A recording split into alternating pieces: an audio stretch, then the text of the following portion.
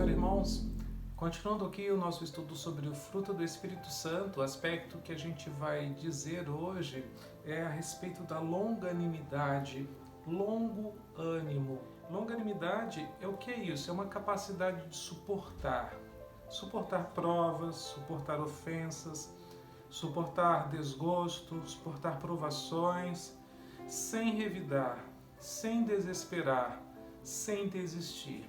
A longanimidade é um ânimo longo, prolongado. É o contrário realmente da impaciência, é o contrário da precipitação e tem relação com a perseverança, com a persistência.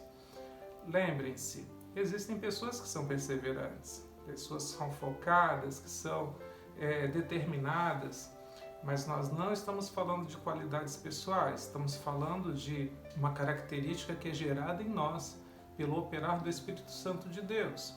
Então imagine, por exemplo, José perseverando nos projetos, nas visões e nos sonhos que Deus tinha dado a ele, já tinha revelado a ele, passando por tantas e tantas e tantas desilusões, sendo vendido por seus irmãos, sendo escravizado, depois sendo preso injustamente, passando anos na cadeia sem ter cometido crime algum e ainda assim perseverou em tudo aquilo que Deus tinha prometido para ele. Imagine Abraão, que teve que esperar durante 25 anos para que a promessa de que seu filho nasceria, que Isaac nasceria.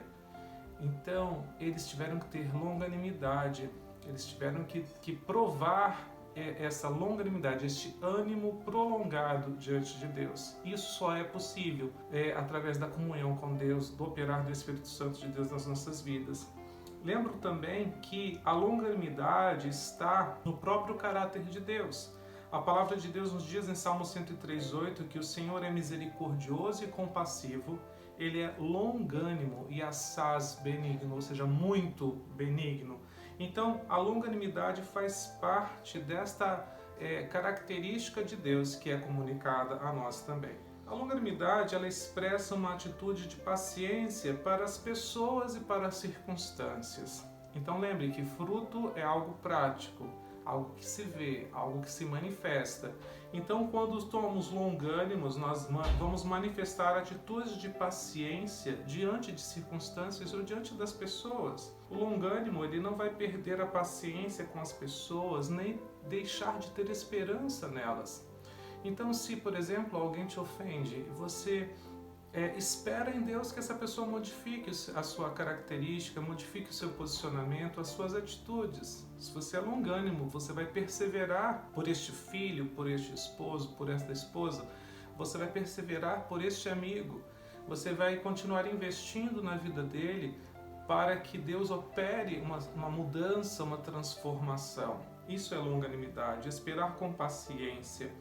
Viu? E nós não estaremos desesperados diante de circunstâncias adversas. A longanimidade nos ajuda a manter a esperança sem perder a fé, por mais obscura que a situação possa parecer naquele momento. A longanimidade, queridos, ela é a base do perdão. Provérbios 19:11 diz que a discrição do homem o torna longânimo e a sua glória é perdoar injúrias. A longanimidade é a base da comunhão. Ela nos capacita a amar, suportar, perdoar, sem revidar. O homem iracundo suscita contendas, mas o longânimo apazigua a luta. É o que está escrito em Provérbios 15:18.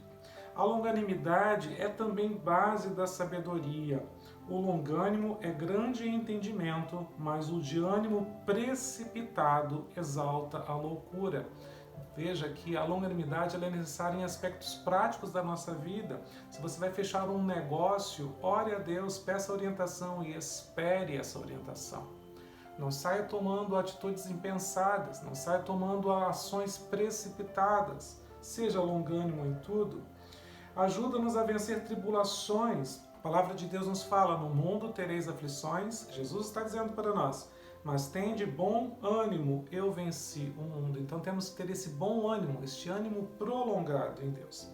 E nos auxilia a alcançarmos vitória contra o nosso inimigo. Lembre que ele é persistente, ele está ao nosso redor, a todo instante tentando nos devorar. Nós temos que resistir firmes. Então, nessa parte de resistência, nos fala também em longanimidade. A persistência é não desistir. A longanimidade nos ajuda a alcançar objetivos na nossa vida, alvos, viu? Porque, na verdade, isso nos exige paciência, persistência, perseverança.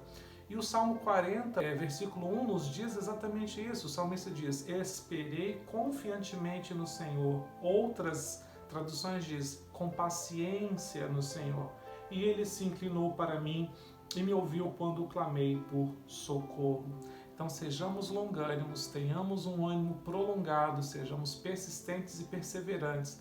Não desista dos propósitos de Deus para a sua vida, não desista das pessoas ao redor de você.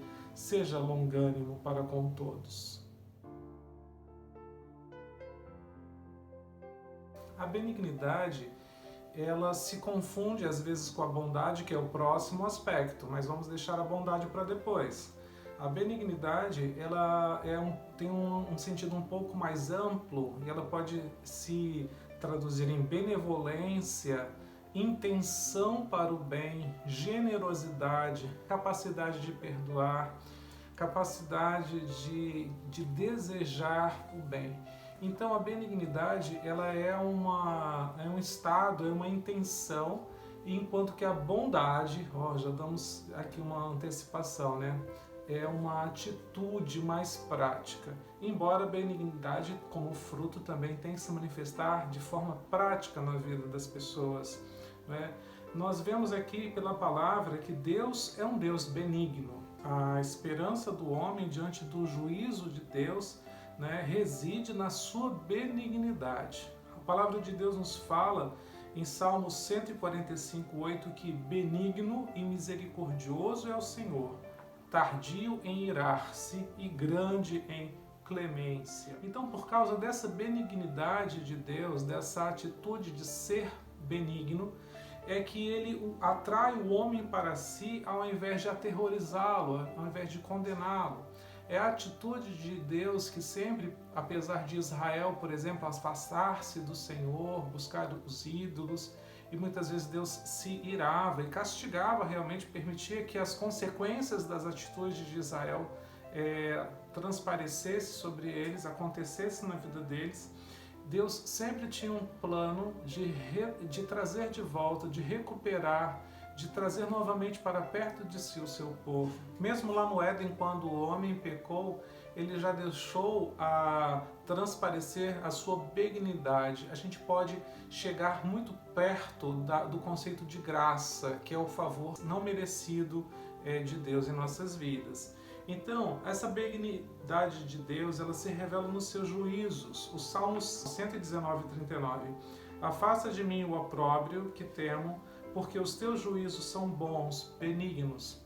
Então, os juízos de Deus são benignos sobre a vida do homem. Essa benignidade de Deus se revela também na instrução aos seus servos.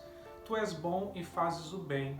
Ensina-me os teus decretos. Salmo 119:68. E também na proteção de Deus aos aflitos. O Senhor é bom e é fortaleza no dia da angústia, e conhece os que nele se refugiam.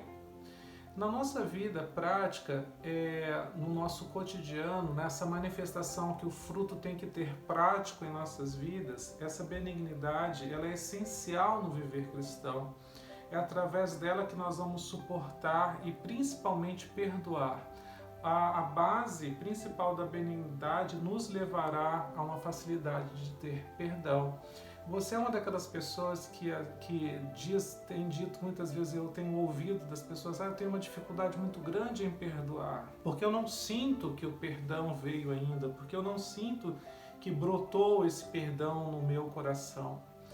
Embora o perdão seja um outro estudo à parte, sempre dizemos que perdão é uma atitude, é uma decisão. Primeiro você decide perdoar, o sentimento virá depois. Então, a benignidade, que é esse fruto gerado em nós, ela nos auxiliará, principalmente nessa área da nossa vida, perdão. Então, se você tem dificuldades nessa área, ore a Deus para que este aspecto do fruto do Espírito se manifeste mais fortemente no seu coração, na sua vida, que você terá uma facilidade maior de lidar com essa questão. Ela se manifesta também na compaixão pela humanidade perdida. A benignidade olha para uma pessoa na calçada, caída ali, e não enxerga ali um drogado, e não lança acusações no sentido de que ele está ali porque é uma consequência do seu pecado. Não, a benignidade olha para aquela pessoa e se compadece, pensando, ainda há uma solução, ainda há salvação para essa pessoa. É a benignidade que permitiu Jesus olhar para aquela mulher adúltera e perguntar para ela: mulher, onde estão os seus acusadores? Cadê aqueles que queriam te apedrejar? Onde eles estão? Nenhum deles ficou. E ela diz: não, nenhum deles ficou, Senhor. E Jesus fala para ela: eu também não te condeno. A benignidade é que permite Jesus dizer isso: eu também não te condeno. Entretanto, a benignidade não quer dizer que Jesus abre mão dos seus princípios, porque ele mesmo complementa: vá e não peques mais. Então, essa benignidade, ela vê a necessidade de salvação, ela vê a necessidade de perdão, ela vê a necessidade do próximo e nos faz identificarmos com o sofrimento, com a fraqueza do outro, para que o tratemos com gentileza, com meiguice, com delicadeza. Então, a palavra do Senhor nos ensina da seguinte forma em Efésios 4:32: antes, sede uns para com os outros benignos, compassivos, perdoando-vos uns aos outros, como também Deus em Cristo Jesus vos perdoou. Seja benigno.